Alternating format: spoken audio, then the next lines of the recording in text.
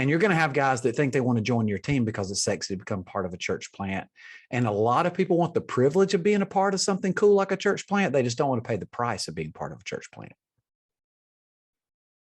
And don't you try to match their salary. Let sacrifice be the filter for the call. How many of you, show of hands, are making a financial sacrifice to do this? Then don't let anybody else do it without asking the same. It'll flesh out whether they're really called to do this or not. Okay. Everybody wants to do it. If you make a lateral move and take a pay raise and live in a white suburban community and, where there's good schools and la-di-da-di-da-da, check all my boxes.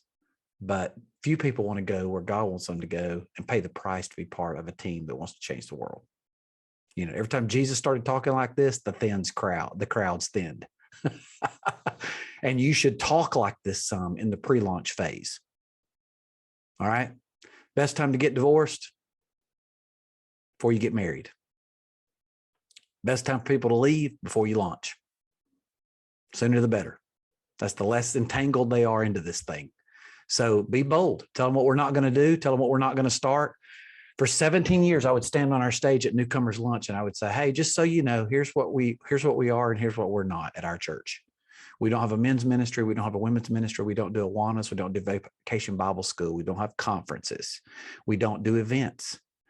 We don't do Sunday school. And I would go on and on and on and on and on and on and on. And at the end of the day, at the end of that lunch, 20% of the room would get up and not speak to me on the way out the door. And I'm like, thank you. We just filtered out the consumers. And you're going to have to constantly do that. You only want people called to be part of the mission. It's okay for Christians to come, but you want to make sure they share the same calling and let them know that you're on a mission. And I would correct our leaders when they would say, well, Pastor Shawn's vision is, I'm like, whoa, whoa, whoa, whoa, whoa. If this is Shawn's vision, we're in deep weeds. We're in trouble. This is not my vision. No, the reason I'm not defending my vision, I'm not defending my preference. I really, really believe, I could be wrong about this. It could be something I hate, but I believe God's spoken to me. He's called us, and this is who we are. And that gives you permission to defend the vision when you know that you know that you know. Now, if you ripped it off of somebody else's church, some cool church's website, and you're a copycat church, which there are too many of, as I talk about in the book, and you really don't have a clear calling, a clear, unique vision, then when it's tested, you'll have nothing to fall back on except for a website and another church's testimony and story. So you better know that you know that you know that God called you, and God called you where he wants to call you. And he's given you the unique call that he's given you. Do I really believe this vision is from God?